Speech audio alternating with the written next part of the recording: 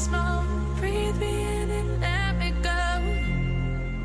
Filling the lungs. Do it to him, Mikey boy. Okay, ladies and gentlemen, boys and girls, my name is Keysworn, and welcome back to Neck FPS. And guys, Delta Force is finally here on console. PlayStation 5, PlayStation 5 Pro, Xbox Series X and S, and hopefully on Switch 2 eventually. But in today's video, like I always do when a newer shooter drops here on consoles, I want to give you guys a little showcase for the best settings in my personal opinion, and you know what has worked for me for playing the game so far. However, if you want to stay up to date on all things Delta Force, especially the console version, make sure you are liking today's video, subscribing to the channel if you are new, and let's go ahead and get on into today's topic. So, I've probably just, spent a few hours on Delta Force right now. I did play in the beta for console just about a month or so back. I'm enjoying the game so far. And there are just, a few little recommendations I want to throw at you guys in the settings. There's not too much crazy that I changed here in this video, so it's not going to be very long. There's not a ton of things I want you to do.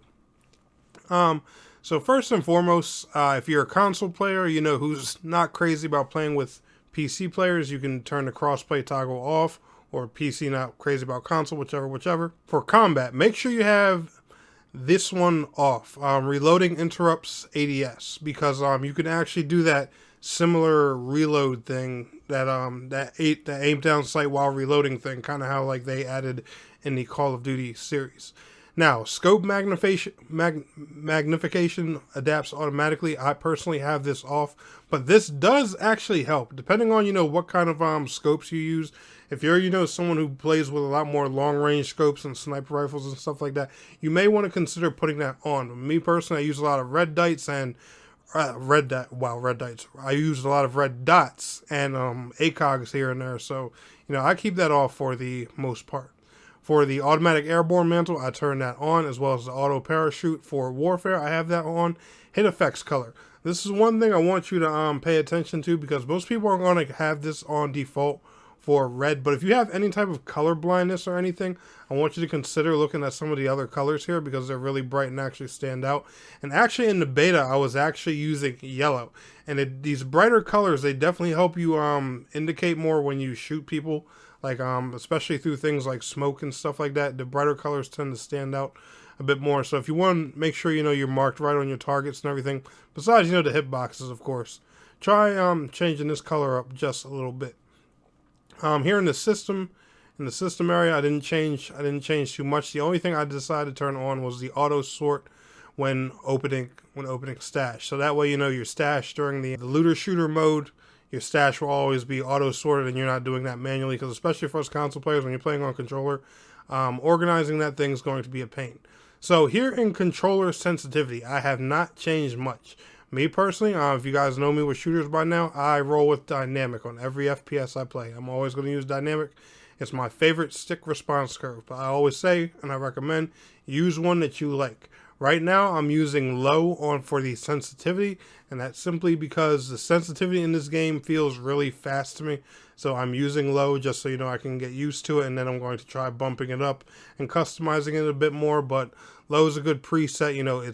It's low, but it's still, kind of fast, so that way, I'm still training myself to learn a faster sensitivity over time. But other than that, I haven't changed a thing in this section at all.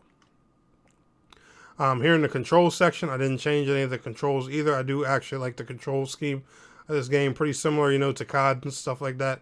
I'm going to show you guys the one thing I did control. Again, didn't change much of the control scheme. Here in the aim, this is what I changed. I swapped the peek buttons, and I don't know why they're back to defaults. This actually annoys me, so I'm going to fix this right now while we're here on the video.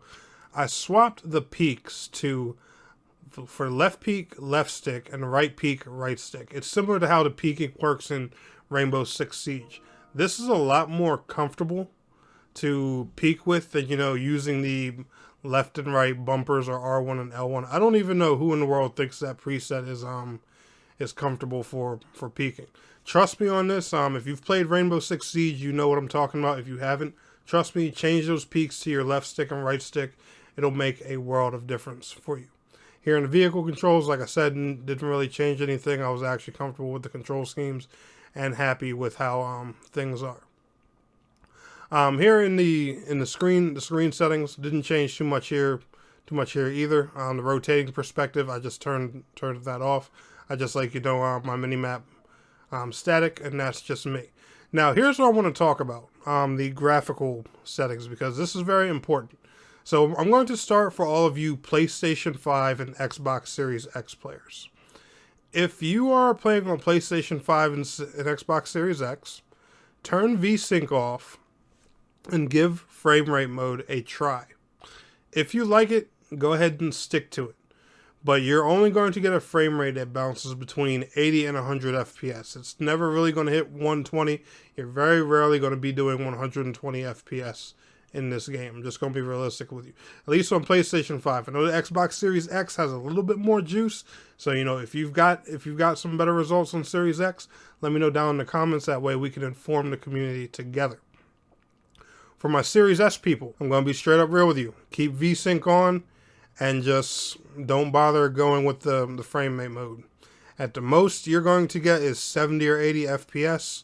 There's going to be a bunch of screen tearing. It's not worth it. I've played it on Series S already. Just keep VSync on. Stick with the stable 60. If you're using a Series S, trust me, that's the best way to go. And me personally, I put my FOV at 100. Oh, in this case, it's at 101 because I couldn't even it out using the analog stick. But I use a 100 FOV on console.